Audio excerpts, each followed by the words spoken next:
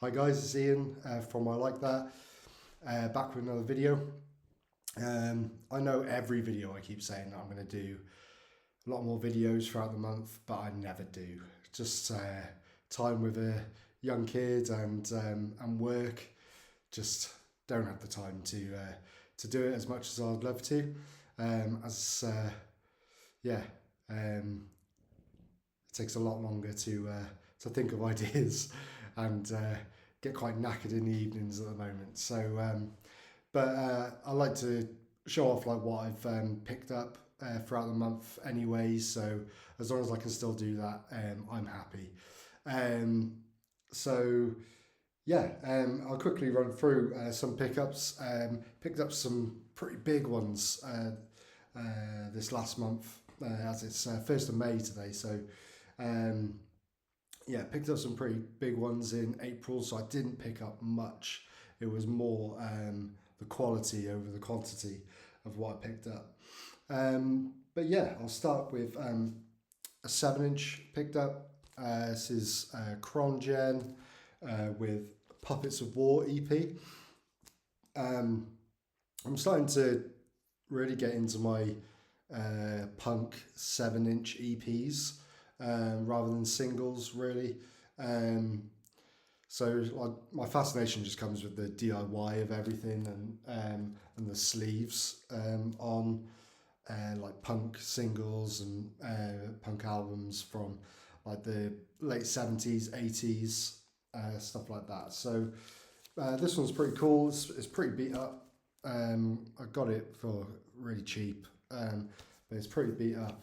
But what's really cool, I found out like when I brought it home, is it's actually got the signature. I don't know if you can see that there. The signature of John Johnson, the drummer of Crongen, on there. So yeah, that was pretty cool. I don't know how that came about, but yeah, that's sort of like the beauty of these sort of things, finding these 7 inches um,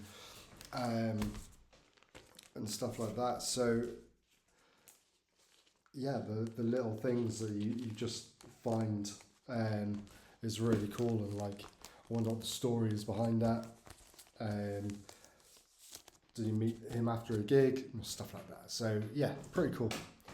Next one, um, Negative Approach, Tied Down. This is I think it's a late 2000, so 2009 repress um, on Touch and Go. But really cool to find it out in the wild. Like it's not one that I really expect to ever find. But I had a trip to London. I managed to find this in, I think it was Reckless Records, which is really cool, really busy because it was record store day at the time. So, but yeah, really glad to have this one. Sounds incredible, as you can imagine, with anything of Negative Approach. So, yeah. These are two I bought in the same place. Um, so yeah, I recently listened to Mark Lanigan's memoir, um, and he spoke really highly of the Gun Club, saying they were his favourite band. So I checked them out, and yeah, I listened to this album just non-stop. Absolutely amazing. But the first three albums are really, really good. And they were constantly just in my head for weeks and weeks. So yeah, managed to find these. These are two first UK presses. Just missing the one in the middle, which is Miami. But I'd love to find that one day. But yeah, really glad to have these two.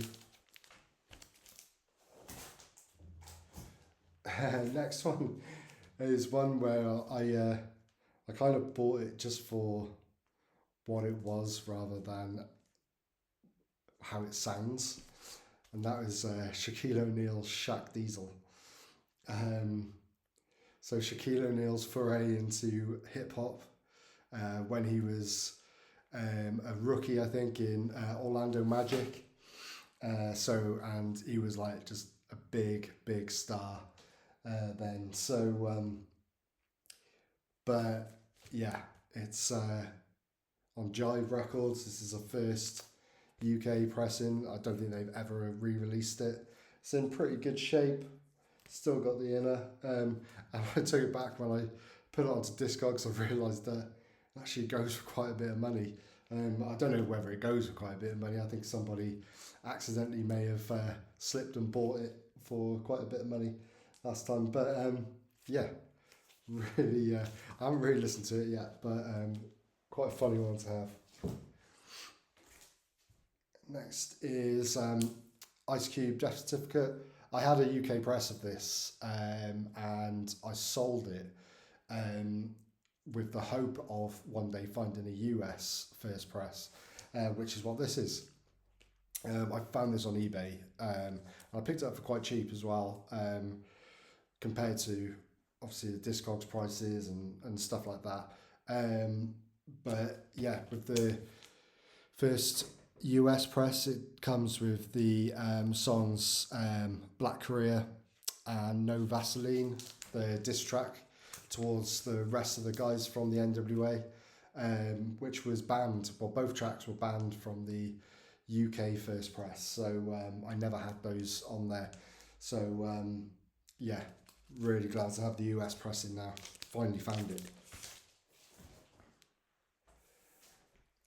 This is another one I picked up in London. I don't normally buy like new represses, but this is one that I'd never find the original. So and music on vinyl's always on point. So yeah, Mad Season above the music on vinyl reissue. I think it's only from a few years ago. They brought one out in for Record Store Day, I think in 2015, but I think this is a reissue of that. But still really cool, sounds amazing, as you can imagine. As I mentioned in previous videos, Mike Lanigan is probably one of my favourite vocalists of all time. So trying to build up a catalogue of his stuff, which is becoming increasingly hard, especially to find like first presses and stuff like that. So I'm probably gonna go down the repress route, which is all good. But really glad to have this album. It's such a brilliant album. Next is Jar of Flies with Sap. This is the Music on Vinyl edition from 2010. I actually traded for this with a mate of mine who recently bought the new tricolour reissue of Jar of Flies and already had the Record Store Day version of Sap. So he decided just to basically get rid of this double issue and asked if I wanted to trade it. So I jumped at the chance, as Jar of Flies is just one of my all-time favourites. Just to get any Alice in Chains album of the minute as well costs an absolute fortune, especially early presses. So yeah, really chuffed to have this one, which just sounds absolutely beautiful. And lastly was probably the reason why I haven't bought that much the last month, purely because I did a private deal, which is the first one I've ever done. It was a little bit nervy, but the guy I was doing a private deal with didn't really listen to vinyl, and was getting rid of a load of vinyl that was given to him when he was a little bit younger. So I gave quite a bit of money, probably the most I've ever spent on a record, but I'm glad I did it because it's my favourite album of all time, just nostalgic reasons. I know it front to back, word for word. It's Green Day Dookie, but this is the limited green vinyl edition, first pressing.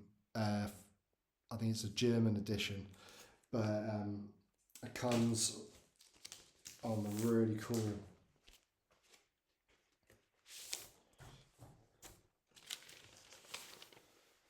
green vinyl with different label to what the other versions come with the reprise. But also the other cool thing with this is it's got good old Sesame Street's Ernie on the back before they had to take it off due to Sesame Street copyright reasons. So yeah, but it's an absolutely immaculate copy. It is pretty much near mint. Vinyl sounds amazing. This is one that will never leave my collection. It is, yeah, it is. Even though it wasn't in my Holy Grail list, this is probably one of my Holy Grails, which I've managed to get. So yeah, but this took a chunk out of my vinyl buying budget for April. But I am absolutely chuffed to have it. That's it. That's everything I picked up in April. So yeah, not as much, but still pretty decent haul, which is good. Yeah, I don't know how May will look, but like I say in every video, I'll try and do some more videos if I can. But please, yeah, keep an eye out for those. So like, subscribe to this channel, and I'll see you again.